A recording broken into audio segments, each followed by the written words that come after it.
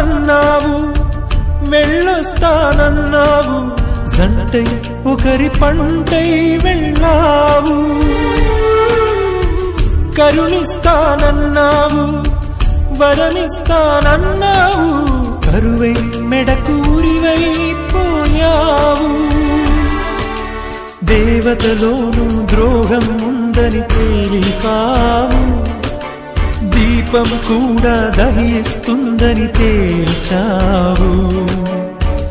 ఎవరిని నమ్మాలి నన్ను తప్ప, ఎవరిని నిందించాలి నిన్ను తప్ప.